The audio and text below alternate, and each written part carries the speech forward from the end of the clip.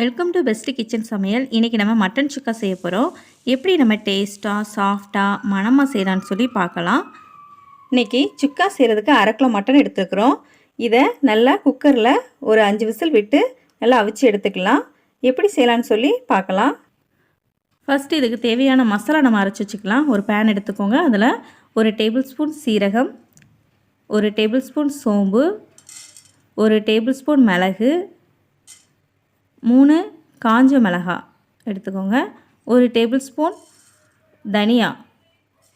இது எல்லாத்தையுமே நம்ம சேர்த்து பொன்னிறமாக நம்ம அப்படியே வறுக்கலாம். ஒரு 2 மினிட்ஸ் நல்லா மணம் வர்ற அளவுக்கு நம்ம இதை நல்லா வறுப்போம். பாருங்கள், நல்லா அது வறுத்துட்டு இருக்கும்போதே அந்த மணம் வரும். அந்த கலர் வந்து அப்படியே லைட்டாக சேஞ்ச் ஆகும். ரொம்ப கரிஞ்சிடக்கூடாது. அதனால் சிம்மில் வச்சுக்கிட்டே நம்ம இதை வறுக்கலாம். இதை நல்லா வறுத்ததும் ஆஃப் பண்ணிவிட்டு ஆற வச்சிடலாம். ஆற வச்சு மிக்ஸி ஜாரில் மாற்றி இதை நம்ம பவுடர் போல் இப்படி அரைச்சி வச்சுக்கலாம். இப்போ நம்ம செய்ய ஸ்டார்ட் பண்ணலாம். ஒரு பேனில் 1 டேபிள் ஸ்பூன் ஆயில் ஊற்றிக்கலாம்.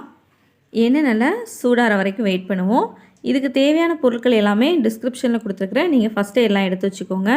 எண்ணெய் நல்லா சூடாயிட்டு இப்போ இதில் 2 பட்டை, 1 அன்னாச்சிப்பூ, 1 பிரியாணி இலை, 2 கிராம்பு, 1 ஏலக்காய், இது கூடவே கொஞ்சமாக கருவேப்பிலை சேர்த்துக்கலாம். பாருங்கள், நல்லா பொரிஞ்சிட்டு இந்த சமயத்தில் நம்ம நறுக்கி வச்சுருக்கிற 150 கிராம் சின்ன வெங்காயத்தை இது கூட சேர்க்குறோம்.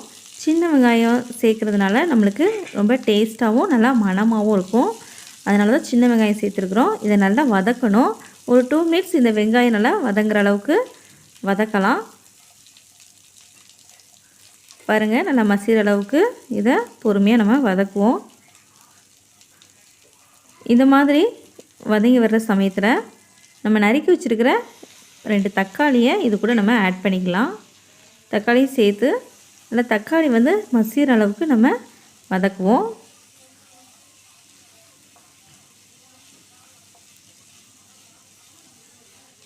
இப்போ நம்ம இது கூட ஒரு 2 காஞ்ச மிளகாய் சேர்த்துக்கலாம்.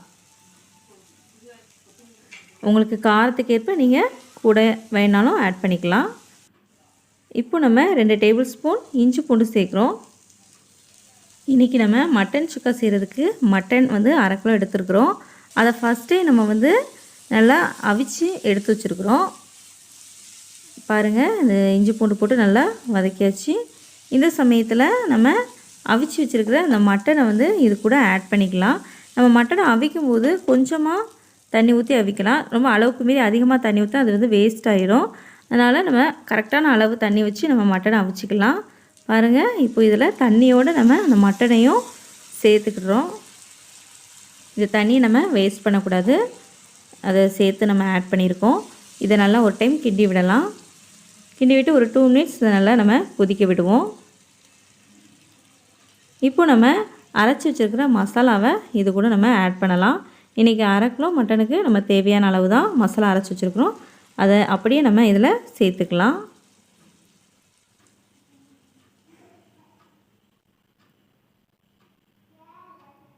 மசாலா வந்து அந்த மட்டனோட சேர்கிற அளவுக்கு நம்ம நல்லா கொஞ்சம் கொஞ்சமாக கிண்டி விடுவோம். நல்லா சிம்மில் வச்சுக்கிட்டே நம்ம இதை கிண்டி விடலாம். ஏன்னா நமக்கு வந்து மட்டன் வந்து நல்லா அவிஞ்சிட்டு, அதனால் இந்த மசாலா தான் நம்ம மட்டனோட சேரணும். அதனால் நம்ம சிம்மில் வச்சுக்கிட்டே இதை நல்லா கிண்டி விடுவோம். இப்போ இதுக்கு தேவையான அளவு உப்பு வந்து ஆட் பண்ணிக்கலாம்.